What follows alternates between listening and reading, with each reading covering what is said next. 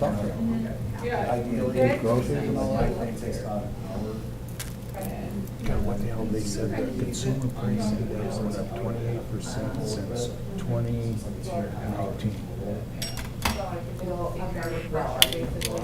Paycheck. And that's everything. Mr. Mayor, it's 6. We're good. I'd like to welcome everybody to our Monday, July 8th, 2024 Cascade City Council meeting. We'll have a call to order with Pledge of Allegiance.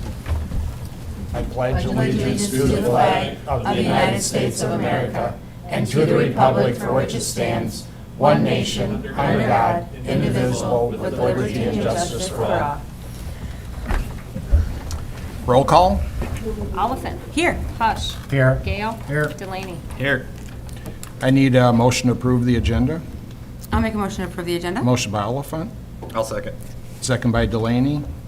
All in favor? Aye. Aye. At this point, we'll have public comment. There's a limit of 3 minutes per person on agenda items and local government issues.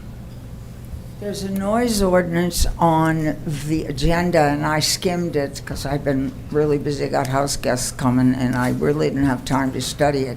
But I have serious problems thinking that it's going to address the issues that we have with noise, especially at my place. The speaker system at the pool is probably the biggest problem. But nobody's bothered. I mean, I was gone 3 days a week, all April, May, and June. I had a job. Nobody bothered came over. If they want to blast, if the rest of the neighbors don't care, I don't care. I'm not there. And I think that there should be some effort. But because the city installed a system that really is too large for the, not even 50 feet from the edge of the pool to my house. Also, one day, last month, it hasn't happened since, because I roared at the guy, Republic was collecting garbage out of that really noisy, what do you call that, dumpster thing? Dumpster. Yeah, what? Yeah, Dumpster. it's really noisy. 6 a.m. 5 after or something. Also, mowing. I mean, I don't see how this, I don't see how you're gonna, the city's mowing at 7 o'clock. I mean, that's not acceptable either.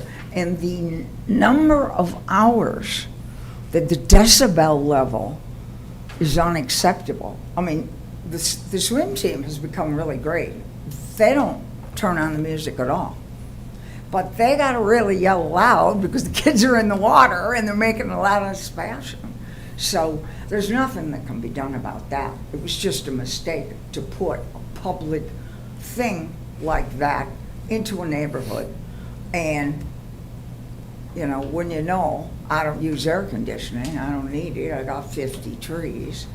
But I think we need to, this is a real issue and you need to address it.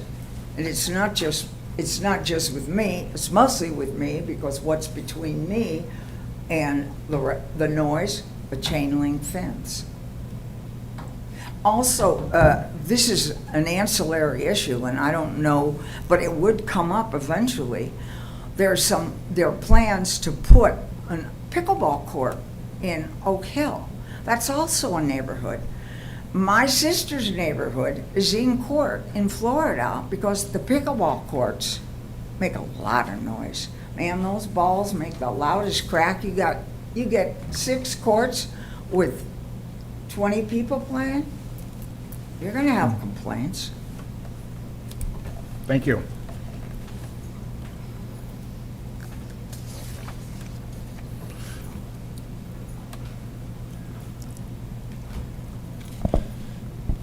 Good evening, ladies and gentlemen. My name is Ben Ellison. I am a resident of Dyersville, but I'm here on the decision that the Iowa Utilities Board made trampling on private property rights, which is a local issue for everybody in Iowa. That decision was a disgrace to where they are going to enable the possibility of confiscation of private property for a private project, not a public one for the people, a private one, out of greed and of power, which tramples on anything private property rights dating back to Magna Carta. So I am asking, and I'm going to go through now the 136 strip for every town and city council, and I'm already hammering our county board of supervisors for every city to pass an ordinance protecting private property rights for all time to prevent private projects to build any sort of monstrosity that's more dangerous than chemical or nuclear weapons to protect the people, because these people are not interested in protecting the people. It's a dangerous project that never should have seen the light of day. I have brought DVDs for every member of the city council and for the mayor to watch. I strongly encourage you to please pass an ordinance to stop such a monstrosity. It's one thing if it's a public use. This has nothing to do with public. This is pure taxpayer greed, and it's not meant for the betterment of the people. It's meant to enrich a certain group of people that do not have the best interests of the people at heart. Thank you for your time. Thank you for your consideration. This is in regard to the pipeline. It is, and any future pipeline for that matter. The longer an ordinance is on the books, the harder it will be to challenge in court. So please consider passing such an ordinance to protect the people for the future, because the future will thank you for it. Thank you. Thank you. Thank you.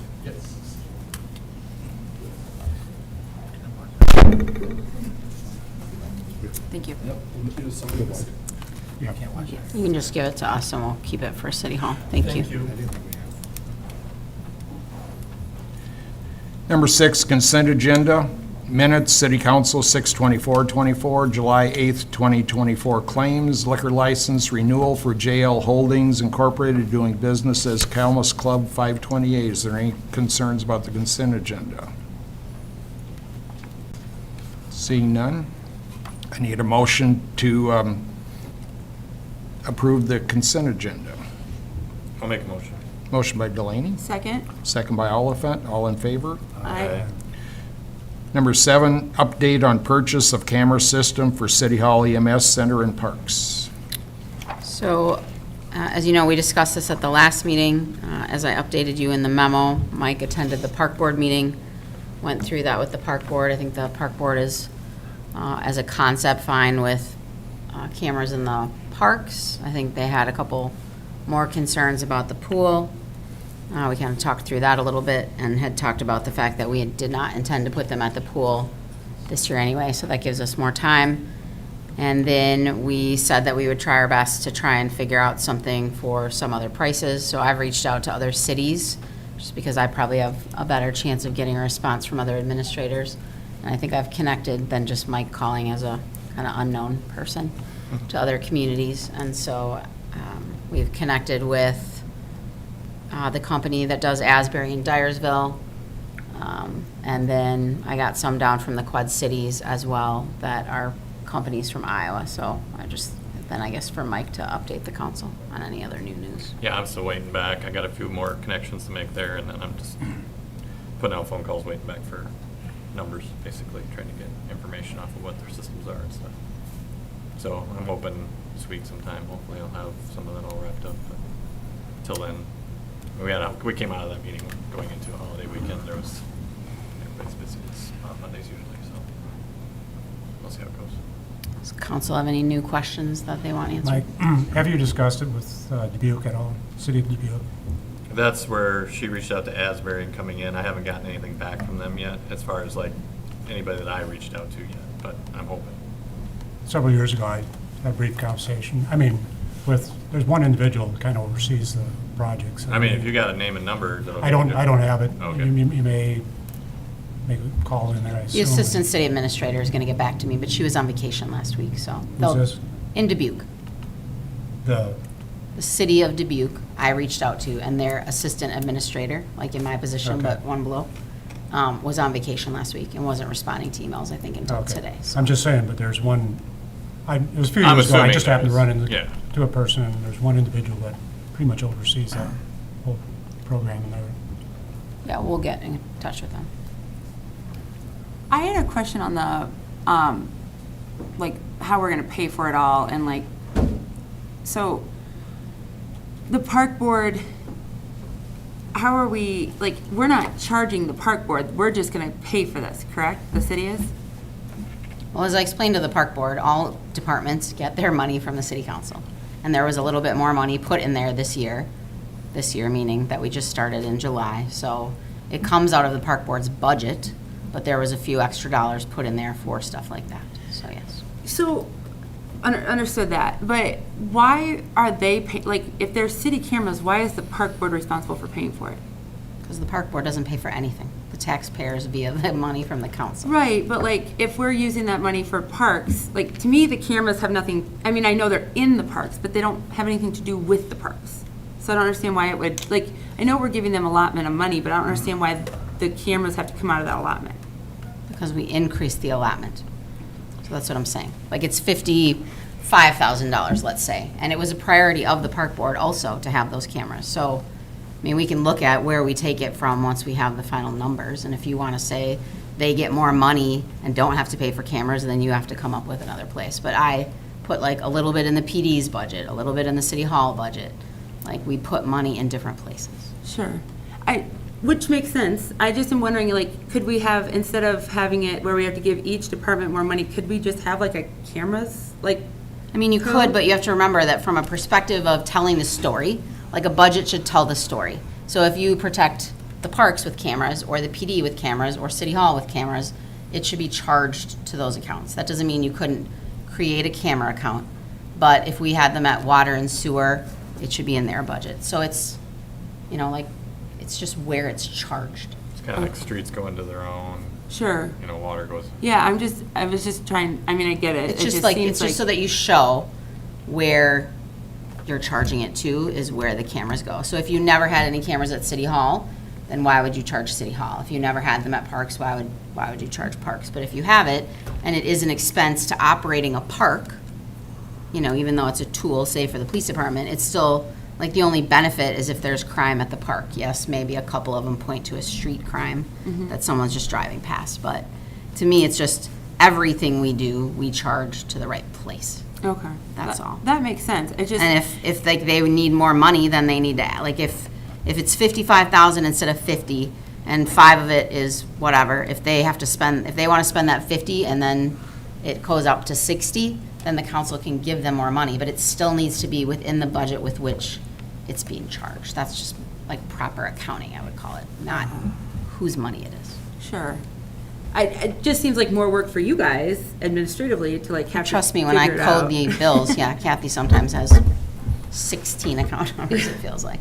You know, every electric bill gets charged, instead of just saying like, here's our electric bill place, we put an electric bill and a phone bill and, you know, all of those to each place where those go. So it's that same concept. Like, if you look at the actual invoices, I put like 10 account numbers on the phone bill. Because that's the right way to say, when we have a phone at the pool, we charge to the pool. When we have a phone at City Hall or wastewater for the internet or alarms, like, you know, it all gets divided up. So it's that same concept, but at the end of the day, it's what the council is wanting to spend the money on. And then obviously some of it they delegate to the park board to make those decisions. Yeah. Okay, thanks. And once we get the actual numbers and divvy it up, then I can kind of go through and see where that ends up to be for numbers. Yeah, okay. I was just trying to understand it because I just feel like there's a lot of ask right now on the park board with the pool and the pickleball, new park, both new parks that we've done. It just seems like a lot. And so if we can, I don't know, and take hopefully a little bit less work off of you and Kathy, that was just my thought. But Yeah. Well, I mean, again, like, I feel like the council's goal has usually been to give the park board that 50,000. So if it's digging into it more, then we'll have that discussion and hopefully they can still have their 50. So okay. we'll work it out. Unless we go ahead and wait for the 26 budget next year, actually have a budget item. Well, there are budgets. It was budgeted this year. We budgeted for cameras? cameras. Yeah, that's what I'm saying.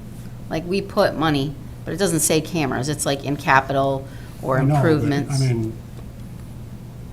kind of what's being brought up is, you know, if you're going to rob from one to take to the other. So instead of putting it in, so instead of, are you, like, just so I understand what you're saying, instead, you're kind of agreeing with me, like, instead of giving the park board more money each year, we just do have a separate camera budget code I mean, You'd earmark the money for that. specifically for cameras. It's just going to be like, again, when you talk about more work, when you create a camera account, Like, you still can't just charge them all to one place, I don't think. Because I the mean, way, like, account numbers have order to them, you know what I mean? Like, 620 is the clerk and treasurer and city administrator. 650 accounts are city hall. 410s are the library, 430s are park. So you wouldn't just pick, like, a random place to put I don't think that's how we've practiced. But there is money specifically allocated. Like, there's accounts that went up because we knew that we were likely to get cameras in this budget that we just started. Is that even discussed during budget time? I believe, Yeah, we did talk talked about it a that. number I of do remember times. that. But we had no number. Yeah, that's true. We didn't have the 30,000, but Mike knew that it was probably about $1,000 per camera. So, like, there could be two, I don't have it in front of me, but At the there's, same time, and Fred talked about wanting perhaps something closer to 136 in First Avenue, you know, placement of the cameras. So, like, one of the Taking examples- some of those things into consideration as well. Well, we probably don't need 30 cameras to start out. Maybe we can talk to the police officers, Fred and Brad, and see where the best places to put some of them. I mean, you know. So that was the thought process I had when we started this project. Going into it, we were talking about the parks. And so the parks were where we were going to start. And City Hall had been needing it for a while, so we added that one to the mix. So the thought process is that instead of we going this real big, that we, you know, start out at the parks, see how it goes, see what we need to actually talk to Fred and them and see where that they can make up a map where they would like the cameras, and then we can start figuring out a budgeting plan of, you know, maybe implementing 1 or 2 or 3 or whatever, you know, every year or something like that, that we start adding, because we can add them 1 at a time, 2 at a time, whatever, down the road. But that way, we can also line up a process, because Cascade Communications, we can't just throw, yeah, we want to put up 50 cameras. They have to be able to, you know, because they're working with us there, you know, so they got to have a schedule too, you know, where they're going to get that cable to. So, I mean, as a starting point, it's a starting point. You know, You can build off like. we build off of there. And then we get to know, we have something to start with to get Fred and them trained on the system and how to use it. You know, we have a lot of things to go there, get everything up, or get bugs worked out. You know, placements, maybe we placed one that could be moved, and we could move it to a different location or something. But it gives us a starting point. That's the whole point, is kind of getting us in, getting us started, and then moving out where we need to go after that. But is the pool still one of the items or not? Not this year, because it's not worth it. And there was meetings to be held about the pool and certain things to do with the pool. There was some worries, about cameras being on and so forth, so. So, I think it's a discussion to be had, and so I think the pool waiting off in that particular one, that meetings can be had after that down the road. So the number's going to be less. Right, so it'd just be 2 parks in the city hall for right now. So the number will be less. We're looking at closer to, like 24, I think. 24, it looks 24, like, yeah. pool looks like about. I pulled But- up last week's agenda. Okay. That's where you can see it. but we did have to, I think we were going to talk, I think EMS wanted us to look at their area too, so. Oh, that's. Wait, So- that may be different there. So as an example, like, again, it's not called out as cameras, but if you look at the police department budget, they usually have $3,000 for capital equipment. I increased that to 5.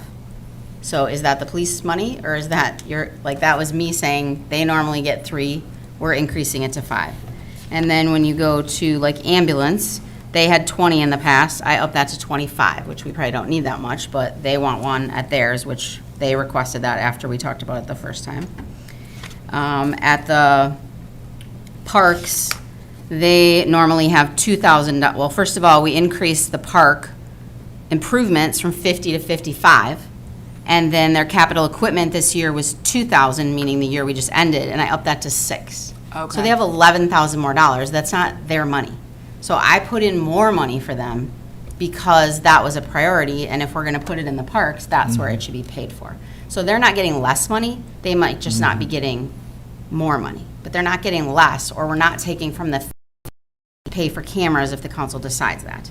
And then when you go to City Hall or the pool, they used to have 10,000 in capital, they have 15,000. So I upped that by a little bit if we wanted to have cameras there. And then when you go to City Hall, there is $20,000 in there, which we don't normally, like, we may, if we get the front entrance fixed or whatever, we painted the doors, but we don't have any major thing there. So like part of a couple of them would get charged to the PD, and then the rest would get charged to City Hall. So like, those are our main places right now where the money was put in here. It doesn't say cameras, but the amounts were increased to reflect those costs, and they'd be divvied up amongst the accounts, and the park board is not being harmed less than they get the same amount of money that they got before, and possibly more. So, that's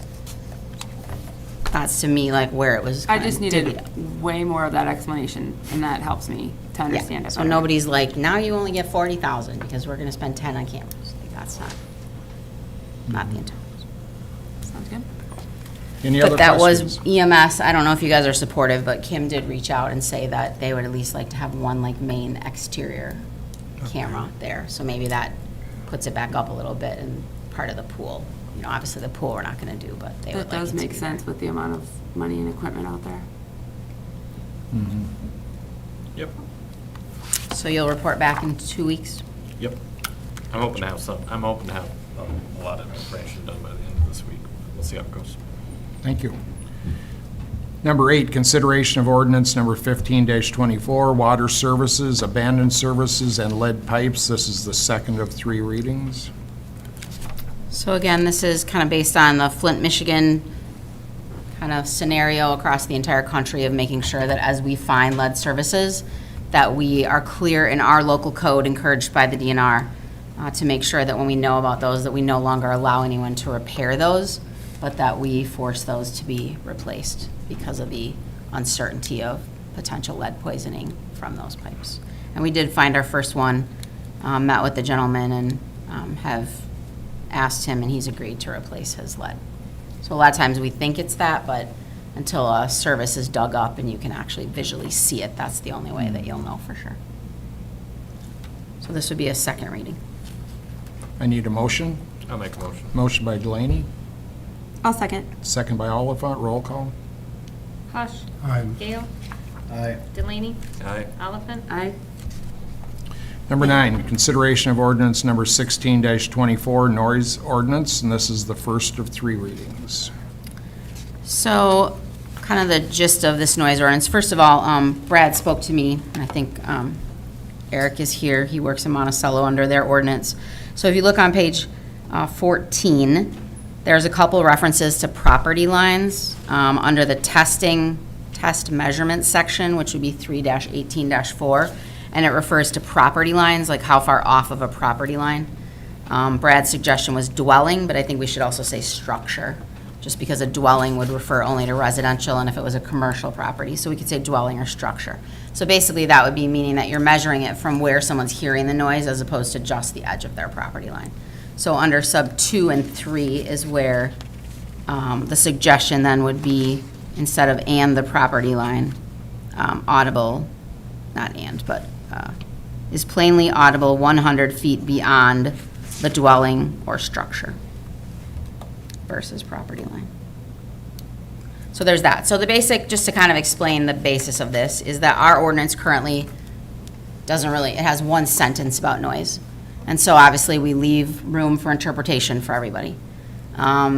Shirley certainly has brought up concerns about the pool, but we have lots of other places that similar type systems are in place. And so when we put a restriction on, if we say the pool, then over by Aquin, you can loudly hear track meets, football meets, and softball. And there's music being played, there's speaking happening, there's gunshots for the starts of races of track. If you look at the Legion ball field, if you look at Rockin' on the River, Hometown Days, all those sorts of events. So what we've basically spelled out here is that we have expectations for noise, and that under normal circumstances, noise is coming from like private properties and different things like that, that we have these expectations. If you want to have an exception to that, we do what's called a permit. That's the permit section, where we would be saying that someone could apply to say, like, I want to have a wedding in my backyard, and I'd like to have louder music, or I'm having a 40th birthday party, a family reunion, we're going to have speakers. There's no cost to it, but it at least is telling us that someone can apply and have the opportunity to have a kind of one and done, but at least we're acknowledging that that may happen, that we find that to be reasonable if we, you know, and obviously we can say like, please inform your neighbors, things like that. But we're also acknowledging that we have places in our community and things that happen in our community that would be exempt from what we consider to be noise. And that noise coming from a pool or a ball field or a park event are considered different than just a random neighbor having loud music outside. And so this permit, and again, this is very much mirrored after Monticello with, you know, a few tweaks. Obviously, they have like Jones County Fair, for example, as an exemption. Well, we don't have that, so I just tried to, you know, list like the parks and different things. But it talks about, if you look at the exceptions, it's obviously emergency-oriented noises, alarms, the church bells. I do believe that we've had complaints about the church bells and people think they should stop. So again, that's left for interpretation, but if it annoys one person and you have one sentence is how you define the noise, somebody might be irritated by that. Law enforcement, lawn and garden. I know Shirley referred to 7 a.m. She doesn't think is acceptable, but those are our hours of operation for work, and those are the common hours that cities have, because that's usually when public works people start mowing. And if we were to say, and I think, you know, even construction, trucks, different kinds of noises is typical 7 a.m. start time. And then we also exempt any kind of sporting events. You know, if you had rain delays in a baseball tournament, there's certainly the possibility that it could go on till 11 o'clock at night, and people cheering and the amplified, you know, things like that. I know I've definitely gone past the Legion baseball field, and they're not always done early. So that would be an exemption. Parades, anything that's with city operations, city-owned facilities where we refer specifically to the park and the pool. We talk about the ball fields, and then, you know, I haven't heard it here, but I have definitely been in cities and worked in places that industrial noises, like I was in a forging plant that had a very loud hammering noise, and people hated it, but it's just part of business, so people had to get used to it. So this is just more clearly defining. We basically say like that there's options for the police department to give municipal infractions that can also be a misdemeanor, and that we don't go into like nuisance violations until there's multiple violations. So when we talk about like abating nuisances, if it's just a one and done, like it is not our goal to write citations. Hopefully if the police came into, you know, a single situation, they're just gonna warn people to be quiet and walk away. But it gives us the option under that page 16, 318.7 sub 3 with the multiple violations. I refer it back to the nuisance ordinance so that we could, if somebody was, probably the best example would be, that I've at least encountered, would be like a bar that's always loud, always has their door opens. If they were continuously, if, you know, Brad or Fred were continuously going there, and that we felt like it was becoming a nuisance because every time they go, they have their loud music, Brad tells them to turn it down, they do it again, we could then deal with that as a nuisance, so. So I don't know what everybody thinks, but this is definitely like Monticello's. You know, to say we're gonna turn down the pool music, then I could say, I mean, I can hear the music just as loudly at softball where I live. And do we tell them that they can't listen to music when they're practicing or warming up or in between innings? You know, those speakers, like I can sing along, and that's very far away. If you think about where my house is, you have to go through the whole soccer field to the softball field, and it's, like if I'm on the phone in my driveway, people can hear the song that's playing, so. We just have to be careful if we do something with ours that we would expect that for the school facilities as well. So that's kind of where we tried to acknowledge those types of facilities. Any thoughts? I think it's appropriate, obviously, to go through the 3 readings. I need a motion. I'll make a motion on ordinance 16-24. And do you want to Motion go by with Oliphant. refer to dwellings and structures instead of property line? Yes, please. Motion by Oliphant, second. I'll second. Second by Delaney, roll call. Gale, Aye. Delaney, Aye. Oliphant, Aye. Hush, Aye. Number 10, consideration of ordinance number 17-24, noise or nuisance, and this is the first of 3 readings.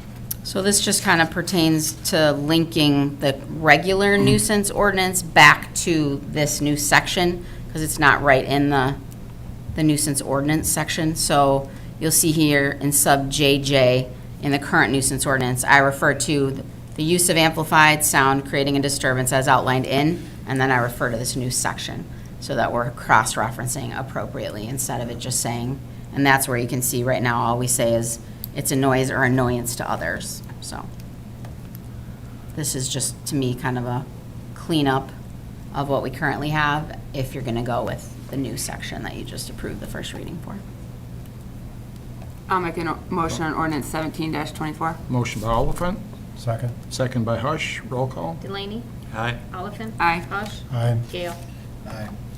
Number 11, consideration of resolution number 71-24, fiscal year 25, social service agreements with nonprofit organizations.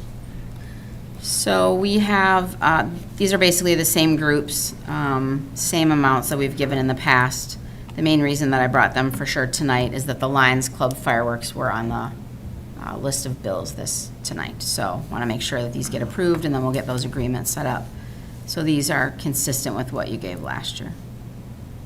So if the council's willing to go with that, and obviously the budget that you adopted back in April reflects these dollars. Need a motion? I'll make a motion. Motion by Gale, Second? second by Oliphant. Roll call. Oliphant. Aye. Hush. Aye. Gale. Aye. Delaney. Aye. Number 12, resolution number 72-24, filling vacant city council position. So we have a state code in Iowa that requires what is going to happen when a council member resigns. You have 60 days to make a decision or to appoint someone to make a decision. I don't think you'd have an election that quickly, but basically you have two ways you can go, an appointment or an election. If you choose the appointment method, which I think is what you've done in the past, then the citizens could come forward and request the special election.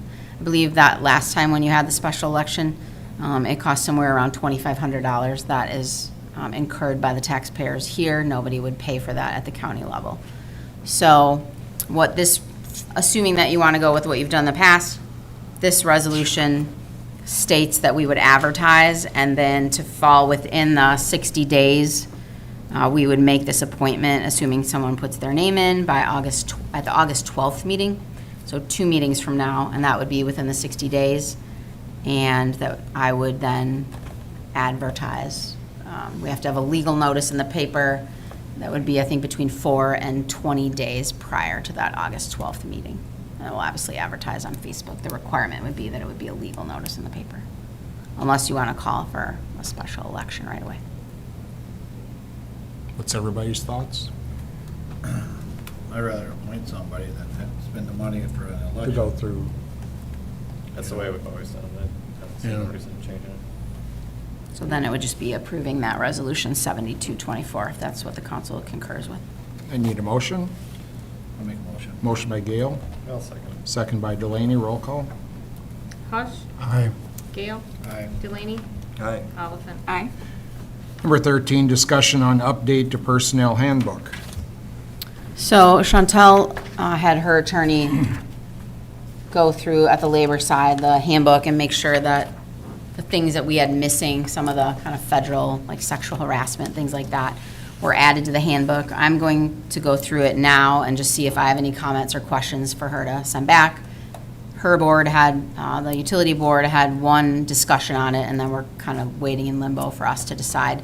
In the past, we've always had the same handbook with a few little prongs off of a couple things that might be handled differently, but for the most part, we try to mimic the same policies, which obviously would be most ideal. So what I want to make sure is if the council is good with me reviewing it and kind of working through that with Chantal and then bringing it straight to council, or if those two of you and the mayor that are on the personnel committee would rather see it happen at your level and have to have personnel committee meetings and then bring it to council. Otherwise, we can just discuss it with the full council. I'm fine with it going straight to council. Just to kind of standardize it. Thanks for your work on that, Chantel. Is everybody okay with it coming straight here then? Probably in the next think couple so. of meetings? Yep. And we'll obviously, like, Chantel gave her board like a memo of kind of highlighting what's different, so we're obviously not a lot of it's the same. So, is everybody good with that? All right, so plan on that for the next couple of meetings. Gotcha. Thank you. You're welcome. Reports? Brad?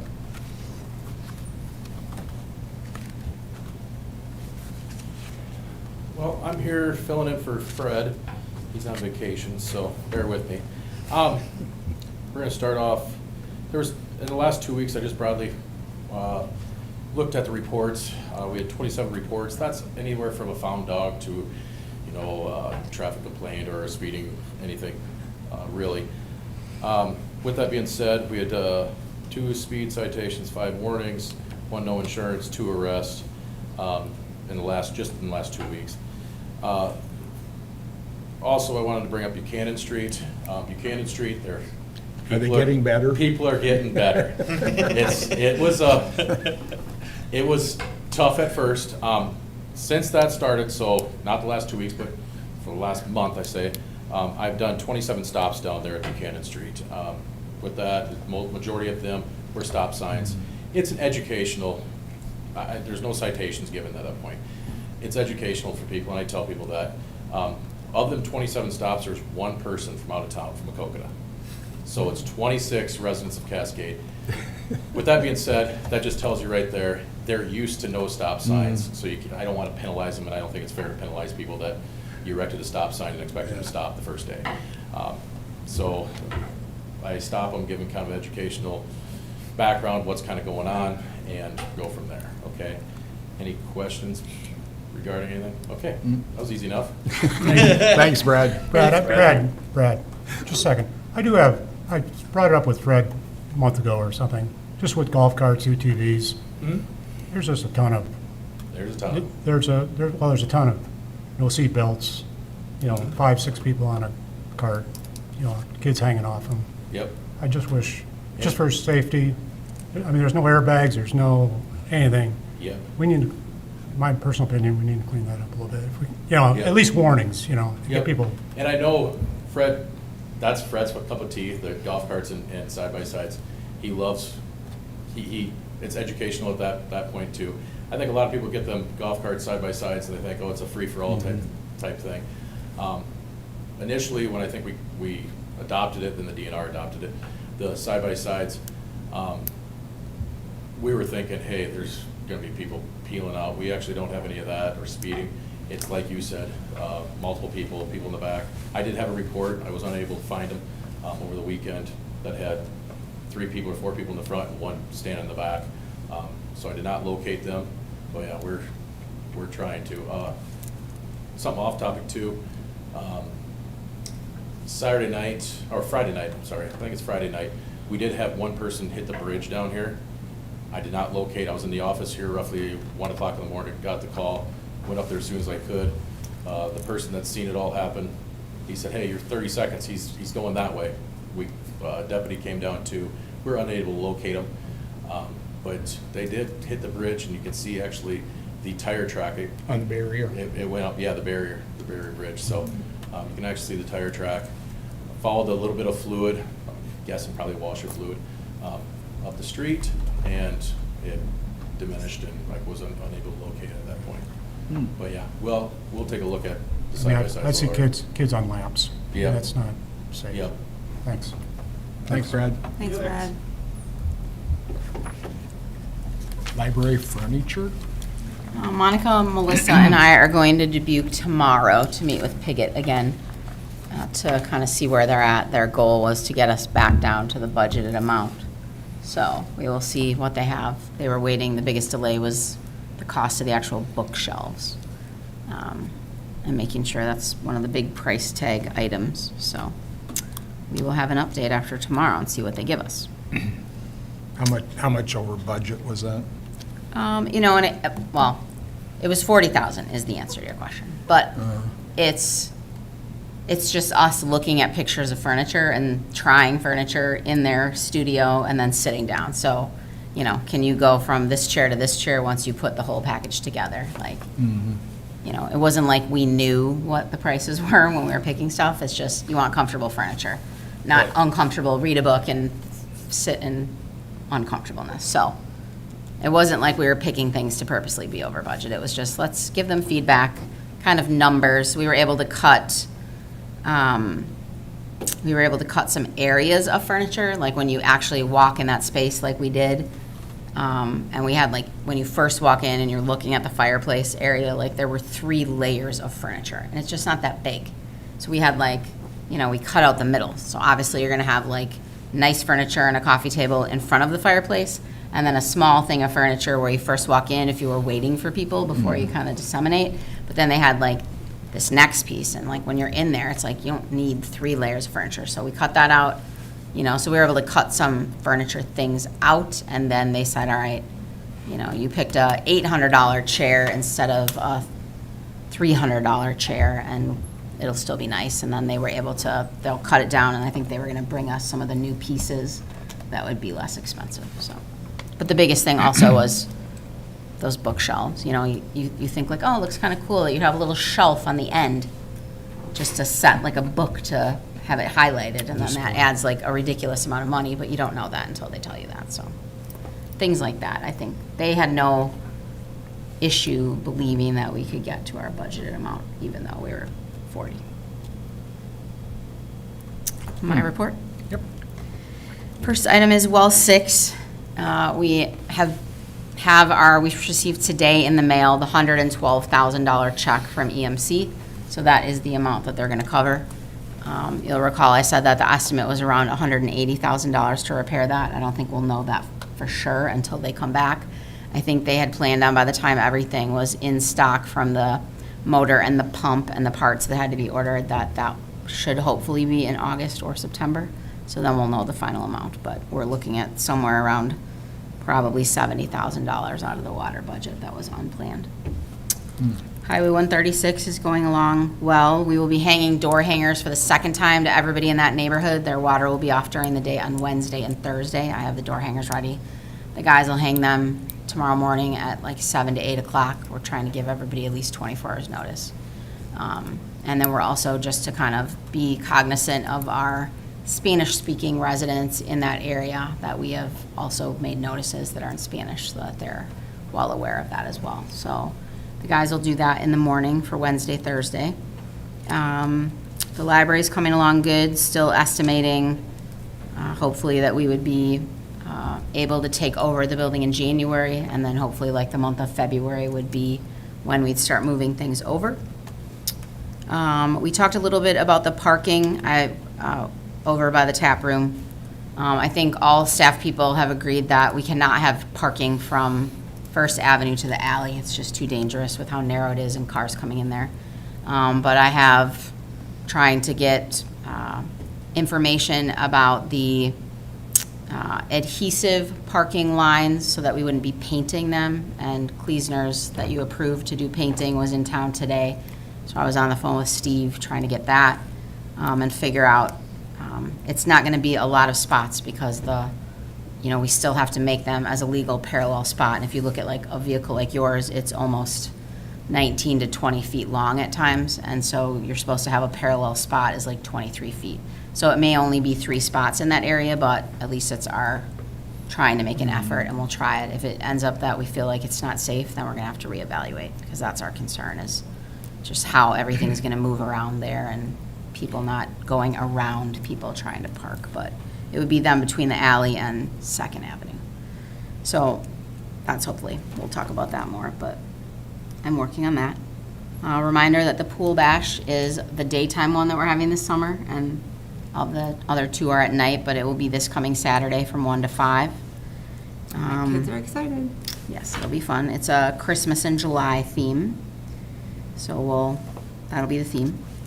And also encouraging people to, instead of it just being free to get in, we're asking people to bring a non-perishable food item, and we're going to donate those to the food pantry, since Christmas is a time of giving. So, National Night Out, we obviously have a lot of congestion down where we usually have it, and a bunch of us in the city were presented with the opportunity to bring the circus to Cascade. And the night that they picked it just happened to be National Night Out. And so the Enhancement Committee kind of met about it, along with Fred, And instead of having a regular national night out, we have signed up to bring the circus. It will be at the industrial park land. So it's the Economic Development Corp's land. They've agreed to let us have it on that property. So it'll probably be somewhere kind of north of Premium Plant. There'll be 2 shows, 5 and 7 o'clock. We'll very soon be doing advance tickets, and it ends up to be a fundraiser. So the more tickets that you sell in advance, you have the potential to earn somewhere between like $2,000 and $4,000, and we want to give the money to EMS and fire as a national night out. So that's what the group decided to do. Any questions on that? Otherwise, it's August 6th, Tuesday. Please come. Mayor will be in the middle of the rings. Whatever. On the library, will they be recovering those structural wood beams? The so glue they don't- lambs? Yeah, so they don't get weathered? Yeah. They I will. think a lot of them are still plastic covered, but I'm not Yeah, sure. I was Yeah. just curious. Yeah. A little Brian Box building update. 5 of those are occupied now.